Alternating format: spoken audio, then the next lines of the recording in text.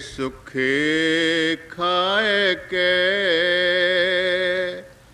ठंडा पानी पियो, फरीदा वेख पराए चौपड़े ना तरसाए जी।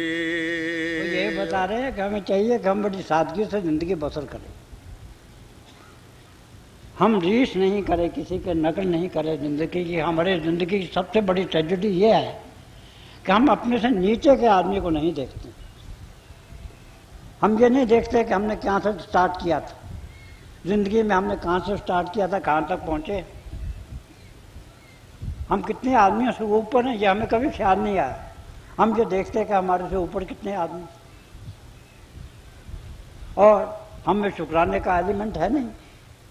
जो संत हैं, जो महात्मा होते हैं, उनकी ज़िंदगी में तो शुक्राने का एलिमेंट सबसे बड़ा होता है। वो तो जैसा कि एक शायर ने कहा है, ये अल्लाह की देन है प्यारे, अपने बस का रोग नहीं, शुक्र नेमत भी करता जा, दामन भी फैला।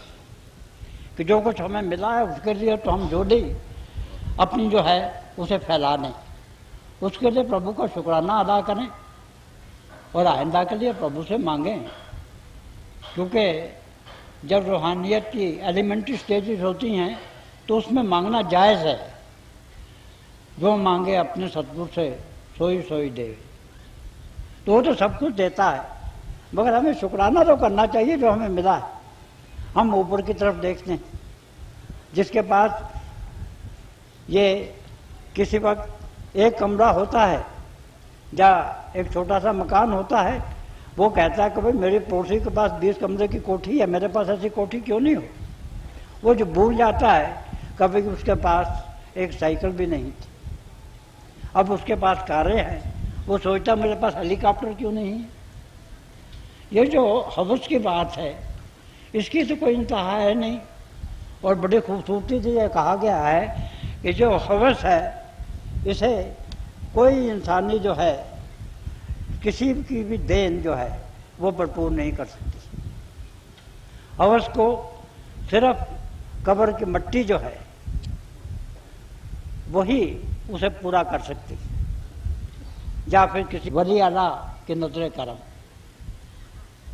दुनियावी कोई चीज़ हमारी हवस को पूरी नहीं कर सकती है।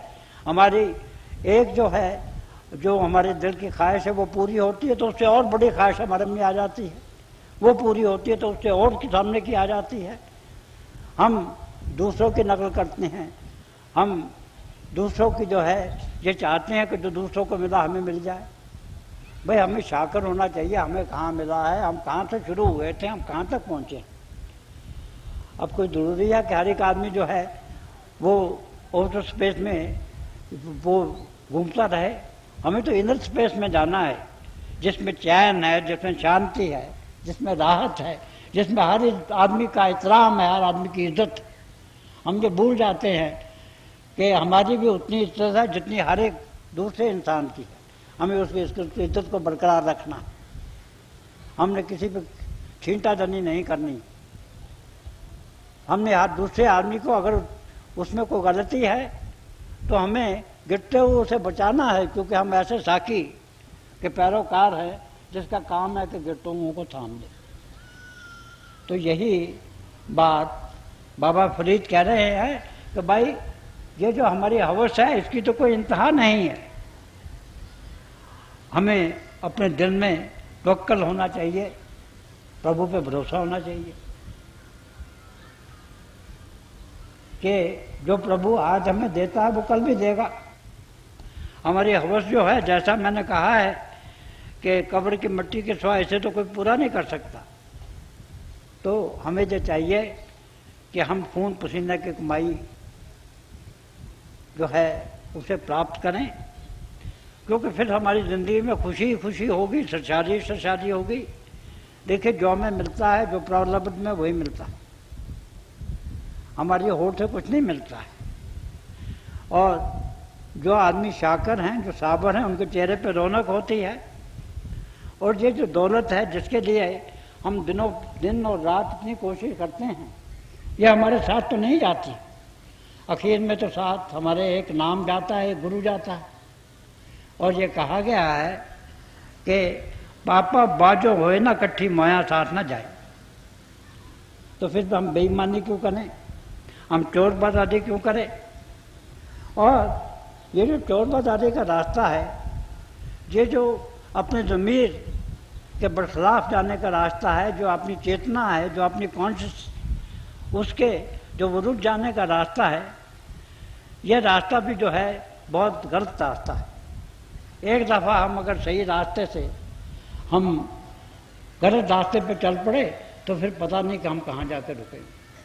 फिर तो किसी वर्दी अल्लाह की खास नज़्ज़े करम हो तो वही हमें बचा सकती है, नहीं तो हमें जो है वो कब्र की जो मिट्टी है वही हमारी हवस को पूरा करे।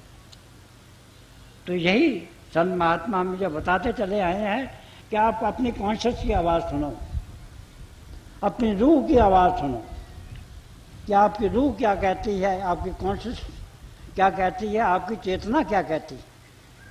और शुरू शुरू में जब को हम काम गलत करते हैं तो हमारी चेतना जो है उसकी हमें आवाज़ आती है, वो हमें रोकती है गलत काम करने से। मगर जब हम पर गलत काम करते चलते जाते हैं तो हमारा जो ज़मीर है वो मर जाता है, फिर हमें अपने ज़मीर की आवाज़ नहीं आती है।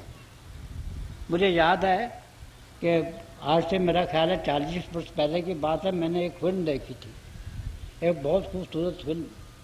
उसमें यही कॉन्शियसनेस की बात की गई थी, यही बताया गया था कि एक आदमी है वो बड़ा पाक है, वो बड़ा नेक है और सच्चाई के रास्ते पे चलता है। तो जब दुनिया के ख्वाहिशात उसे घेर लेती हैं तो वो गलत रास्ते पे चलना शुरू करता है।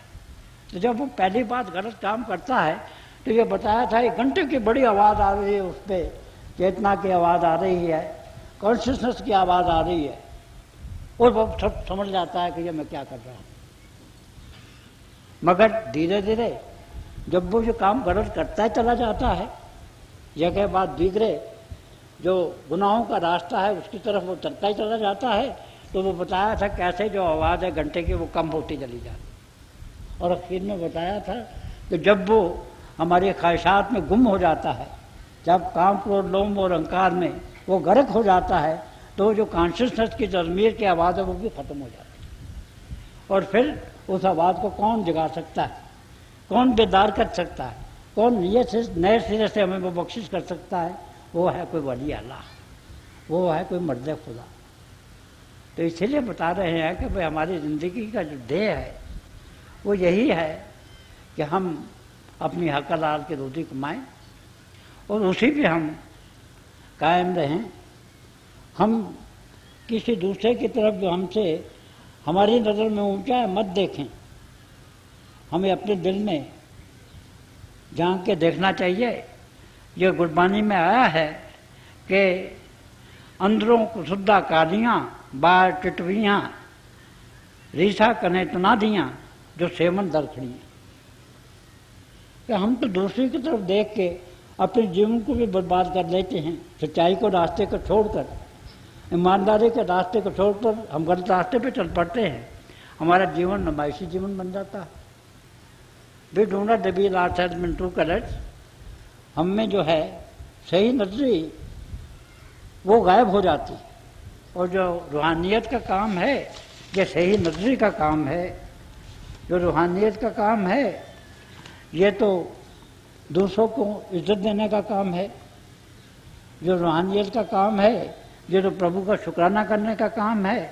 और नतीजा ये होता है कि जब हम दूसरों की चुपड़ी देखते हैं, चुपड़ी पंजाबी में कहते हैं, ये हमारी रोटी होती है, हम तो सूखी रोटी खाते हैं। कोई लोग जो हैं वो घी उस पर घी से चिपट लेते हैं, कोई चूरी बना लेते हैं। तो हम तो दूसरी की तरफ जब चूरी की तरफ देखते हैं तो हम ये नज़र करते हैं कि हमें चूरी मिल जाए। हम ये भूल जाते हैं कि जो चूरी जो है इसमें कितनी बेईमानी है, ये किस तरीके से पैदा की गई है, कितनी नाजायज़ बातें इसमें की गई हैं, वो रास्ता हम भूल जाते हैं। तो हमें ये चाहिए कि हम जो प्रभु का रास्ता है, जो गुरु का रास्ता है, जो रूहानियत का रास्ता है, उसी पे हम चलें, हम सच्चाई पे चलें, हम ईमानदारी पे चलें। हमारे दिल का जो शीशा है वो साफ होना चाहिए, सुस्त होना चाहिए, क्योंकि उस शीशे में हमें प्रभु के दर्शन करने हैं। मगर जो हमारी ज़िंदगी है उससे हमारी जो ज़िंदगी का, जो हमारे दिल का, जो हमारी रूह का शीशा है, वो तो रोज़ दागदार होता चला जाता है, वो तो रोज़ धुंधला होता चला जाता है। और हमें चाहिए कि इस धुंधले शीशे को हम साफ करें। जो हमारे चेहरे पर जो गुनाहों के बदनुमा धब्बे हैं, इन्हें हम दूर करें, क्योंकि हमने तो अपने पिया से मिलना है। अगर दुनिया में हमें किसी अपने दोस्त से मिलना होता है तो हम चेहरे को बड़ा साफ सफाफ बनाते हैं, और हमने तो प्रभु से मिलना है। हमारे जो चेहरा है सब गुनाहों से दूर होना चाहिए, पाक होना चाहिए, पवित्र होना चाहिए, क्योंकि blessed are the pure in heart for they shall see God. तो इसी चीज़ की जो तालीम है वो हमें बाबा फरीद दे रहे हैं कि हमारी जो ज़िंदगी है उसमें सब्र होना चाहिए, कनाअत होनी चाहिए, शुक्राना होना चाहिए।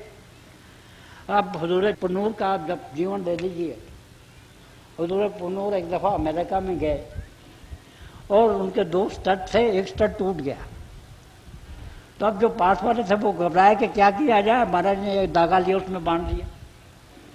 अब हम अक्सर देखा करते थे कि हुजूर पुनूर धागा बांधा हुए रखा करते थे, कितना सादा था उनका जीवन। इसी तरह जब वो ऋषिकेश गए थे तो मुझे भी ये खुशनसीबी हासिल हुई कि मैं 1 महीने की छुट्टी लेकर उनके कदमों में वहीं रहूं। तो हमारा हम ज़मीन पर बिस्तर अपने किया करते, हमने लकड़ियाँ रखी हुई थी, चूल्हे में लकड़ियाँ जलाते थे।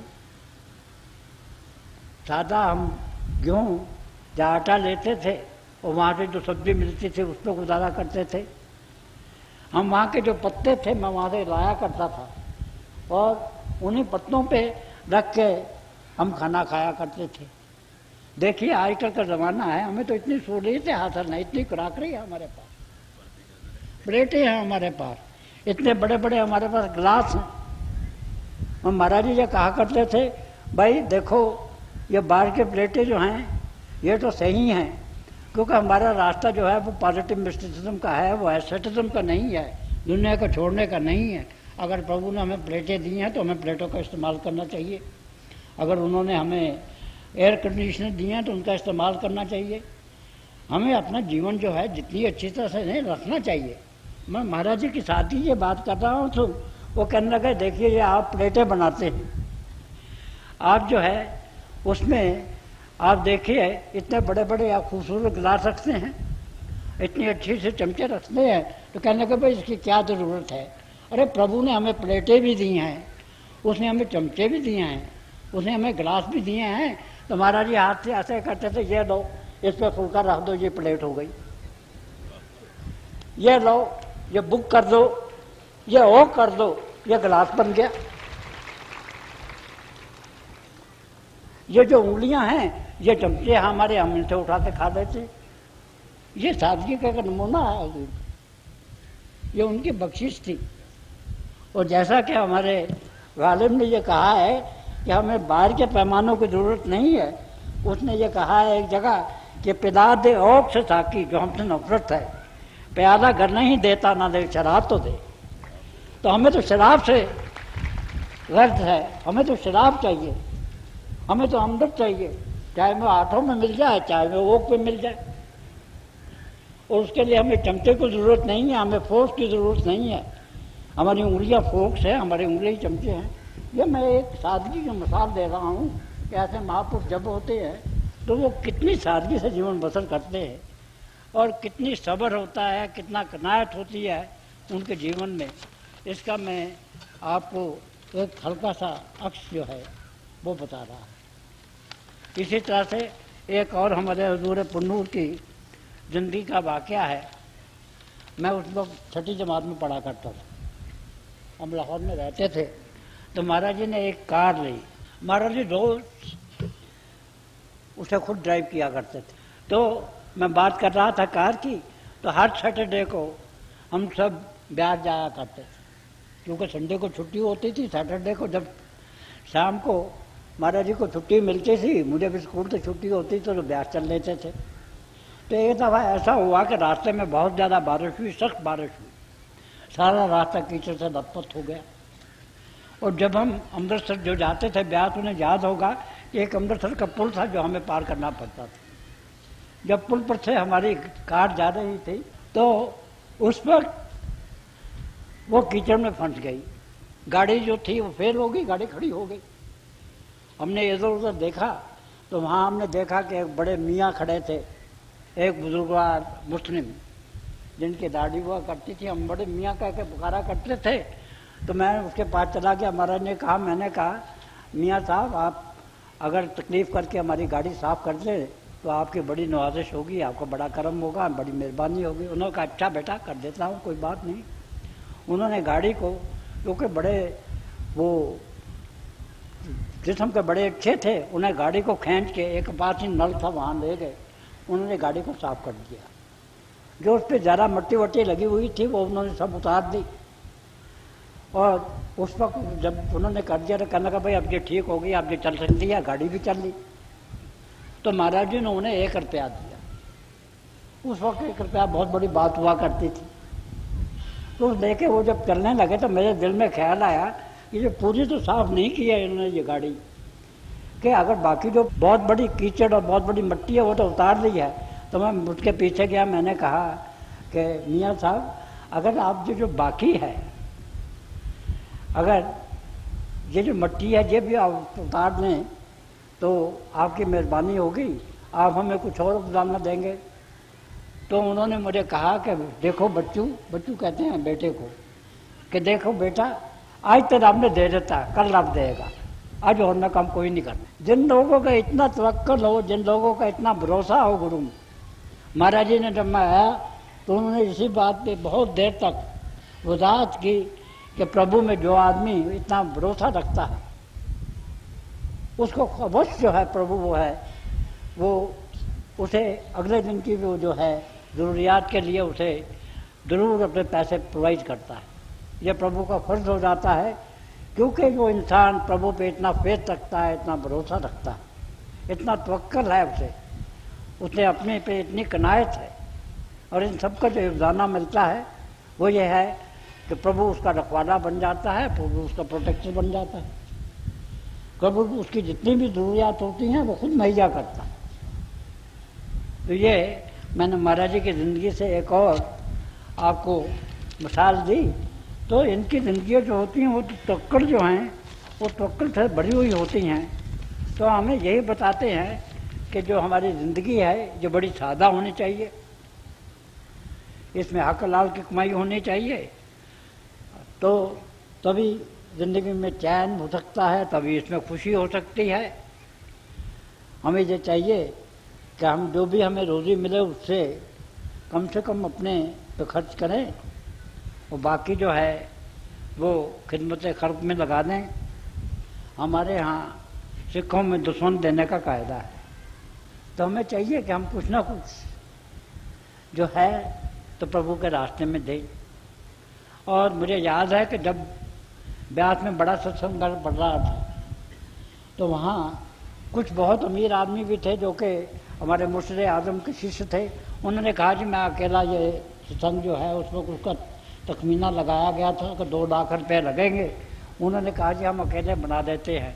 तो उन्होंने कहा नहीं भाई, ये तो सतपुरुष का जो है सत्संग बन रहा है, यहाँ तो हर गरीब का भी हिस्सा है। जो आदमी 2 पैसे देता है उसका भी इसमें हिस्सा है। तो ये जो हम ये समझते हैं कि जो हमें फ़ायदा मिलेगा, जो हम दुश्मन देते हैं, वो इस पे नहीं मबनी है, इस पे बेस नहीं है कि एक आदमी 1 लाख रुपया देता है तो उसे बहुत बड़ा फल मिल जाएगा, एक आदमी 1 रुपया देता है तो कम मिलेगा। सवाल तो ये है कि जो 1 लाख रुपया देता है उसके पास कितनी दौलत है, उसके पास कितनी गुंजाइश है। अगर वो करोड़पति है, अरबपति है तो उसने 1 लाख दे दिया तो देखिए कि ज़िंदगी और जो उसकी अपनी उसकी जो इनकम है उसका कितना उसने हिस्सा दिया, कौन सी उसने परसेंटेज दी। और दूसरा आदमी है वो बेचारा 20 रुपये महीने में कमाता है, जब 100 रुपये कमाता है। उस वक्त मैं 20 रुपये की बात करता हूँ क्योंकि जब मैं बचपन में 20 रुपये 25 रुपये बड़ी बात होती थी। तो आजकल 100 रुपये समझ लीजिए। अगर 20 रुपये में से कोई 2 रुपये दे देता था, तो वो देखिए वो अपनी जो उसकी ज़रूरियात थी उन्हें भी काट के देता था। तो ये जो बख्शिश होती है, जो रहमत होती है, वो जितना कुर्बानी जितनी की जाए उसी के लिहाज से होती है। ये जो पैसे का टोटल अमाउंट है उस पर नहीं होती। और यही बात हमें महापुरुषों ने सिखाई है। तो यही बात बता रहे हैं कि आप अपनी ज़िंदगी सादा रखिए, तो तभी आपकी ज़िंदगी में खुशी हो सकती है, सरसारी हो सकती है, सरमस्ती हो सकती है। और अगर आपके पास ज़रा से ज़रा धन भी होगा, वो धन जो कि सही तरीक़ों से नहीं कमाया जाएगा, तो आपकी ज़िंदगी में बेचैनी रहेगी। एक मुसलसल आपकी ज़िंदगी में जद्दोजहद रहेगी। आपको आराम की ना नींद आएगी, ना आपको दिन में चैन होगा। तो अगर हम ये चाहते हैं कि हमारी ज़िंदगी जो है वो बड़ी खुशी से गुजरे, और जो ज़िंदगी का सबसे बड़ा ध्येय है अपने आप को जानने का, प्रभु को पाने का, ये पूरा हो जाए, तो इसका बड़ा सादा सा तरीका है। और वो ये है कि ये जो हमारी ज़िंदगी में होड़ है, जो दूसरे की नकल करने की, तारीफ करने की आदत है, हम इसे छोड़ दें। जो कुछ प्रभु दिया हम उस पर शाकर रहें, हम उसका शुक्राना अदा करें, उस पर साबर रहें। और जब शुक्राना अदा करें तो साथ ही साथ अगर हम कुछ खल्क़ खिदमत की सेवा कर सकते हैं तो हम वो सेवा करें और प्रभु की भक्ति करें। हम अपनी रोज़ी बाकायदा कमाएं, और रोज़ी जब कमाएं तो उसका जो भी दुश्मन है वो हम प्रभु के रास्ते में अर्पण करते हैं। और इसी तरह से हमारी ज़िंदगी में खुशी होगी। सिर्फ हमारी ज़िंदगी में खुशी होगी, हमें हमेशा की जो मसरत है वो मिल जाएगी, हमारी आत्मा और परमात्मा का मिलाप हो जाएगा। इसके अलावा हमारी जो फैमिली लाइफ है उसमें भी खुशी हो जाएगी, क्योंकि हम रोज़ देखते हैं कि हम जब रुपये पैसे की भागदौड़ में मसरूफ़ रहते हैं, हमें जब ये होड़ रहती है तो हम अपनी फैमिली को भी टाइम नहीं दे सकते। हम बाहर से परेशान आते हैं, घर में आते हैं तो हम घर में भी परेशानी पैदा कर देते हैं। बीवी से बात करते हैं तो तनाव से बात करते हैं, माँ से बात करते हैं तो जो लहजा ठीक नहीं है उसमें बात करते हैं, बच्चों से हम खेलते नहीं हैं, बच्चों से हम प्यार नहीं करते हैं। देखिए ये जो होड़ है, ये जो पैसे की होड़ है, ये जो हवस है ताकत की, ये जो होड़ है कि हम सब कुछ हो जाए, इस होड़ का क्या नतीजा होता है कि हमारी बाहर की ज़िंदगी जो है वो तो बेचैनी से भरी होती है, हमारी फैमिली लाइफ भी जो है वो भी ख़राब हो जाती है। तो हमें ये चाहिए कि हम शाकर रहें, साबर रहें, प्रभु का शुक्राना अदा करें जो हमें मिला है। घर में आए तो हम मुस्कुराते हुए चले आएँ। घर में आए तो जो बीवी है वो हमें मुस्कुराते हुए मिले। हम बच्चों को देखें तो बच्चों से खेलें, बच्चे हमें देख कर खुश हो जाए।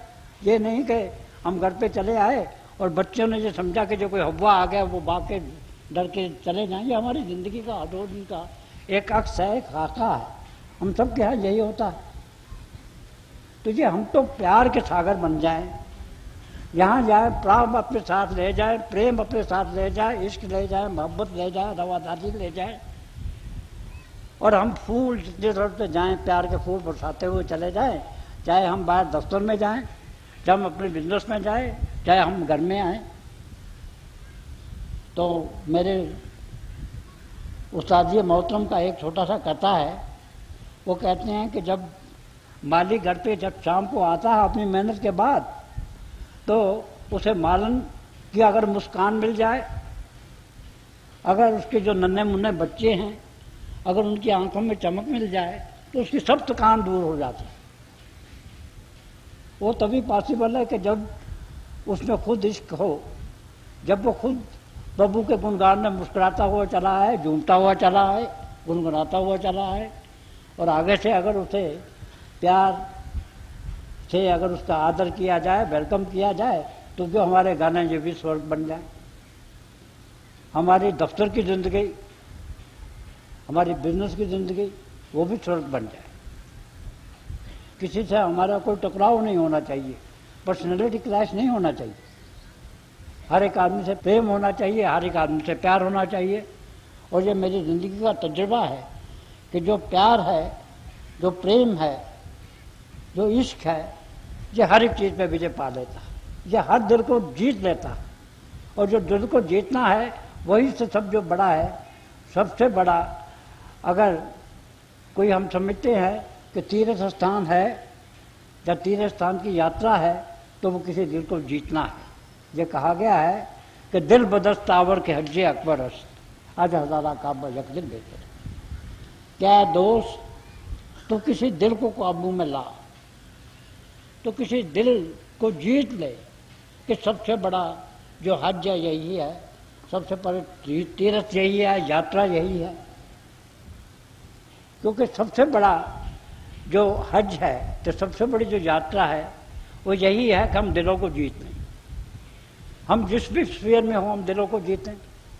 अपने घर में दिलों को जीतें, माँ बाप का दिल जीतें, फैमिली का दिल जीतें, अपनी सोसाइटी वालों को दिल जीतें, अपनी कौम वालों को दिल जीतें, हम दफ्तर वालों को दिल जीतें, बिजनेस वालों को दिल जीतें, और इससे ऊपर उठकर हम तमाम दुनिया का दिल जीतें। और उसके ऊपर उठकर हम जो कास्मिक है उसे वो हासिल करें। और यही जो रास्ता है, जो एक्सपेंशन का रास्ता है, यही रूहानियत का रास्ता है। हम सब सेल्फ सेंटर्ड है, हम सब खुद गर्ज हैं, हम अपने अलावा किसी को नहीं देखते। मगर जो रूहानियत का रास्ता है वो तो सबसे प्यार करने का रास्ता है, वो तो अपने आप को भूल जाने का रास्ता है, वो तो अपने आप को खो देने का रास्ता है। वो ये है कि हम अपने आपे से उठें, उठ के जैसा मैंने कहा, वो हम अपने माँ बाप की सेवा करें, हम अपनी फैमिली के लिए एक प्रभु की बरकत बन जाए, सोसाइटी के लिए उसकी बरकत बन जाए, अपने नेशन के लिए बरकत बन जाए, इंटरनेशनल बरकत बन जाए, और फिर कॉस्मिक बरकत बन जाए। क्योंकि इसी तरह से जो हमारी ज़िंदगी का सबसे बड़ा ध्येय है, अपने आप को जानने का और प्रभु को पाने का, खुद शनासी और खुदा शनासी का, self knowledge and God realisation का, वो पूरा होता है। धन्यवाद।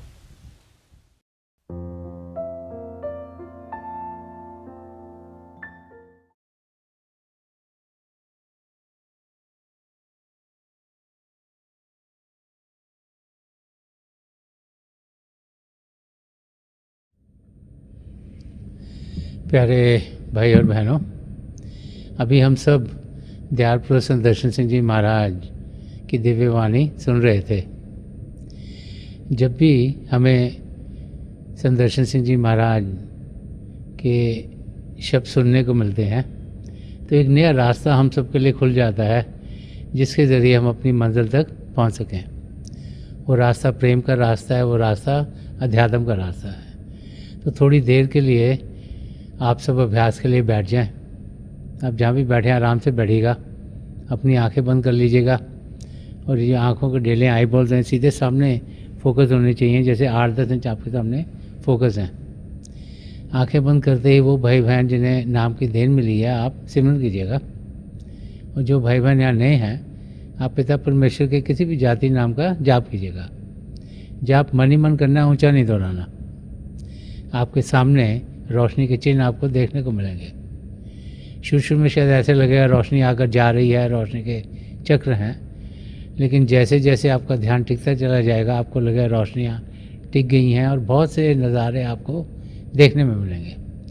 तो जो कुछ आपको दिखता है उसे बड़े आराम से देखिए, प्रेम से देखिए, और आप देखेंगे कि आपकी ज़िंदगी में आपको कितना सुकून मिलेगा, कितनी शांति मिलेगी, और आपकी ज़िंदगी प्रभु के प्रेम से भरपूर होनी शुरू हो जाएगी। थोड़ी देर के लिए आप सब अभ्यास के लिए बैठ जाएं। प्रभु की दया हो कि हम सब जो पिछली सेंचुरी के महापुरुष हैं, हजूर बाबा सावन सिंह जी महाराज, परम संत कृपाल सिंह जी महाराज और दयाल पुरुष संदर्शन सिंह जी महाराज, उनके वचनों को अपनी ज़िंदगी में ढालें और अभ्यास के ज़रिए प्रभु की प्राप्ति करें। थोड़ी देर में आप सबको इस अभ्यास से उठाऊंगा और मेरी शुभकामनाएं आप सबके साथ हैं।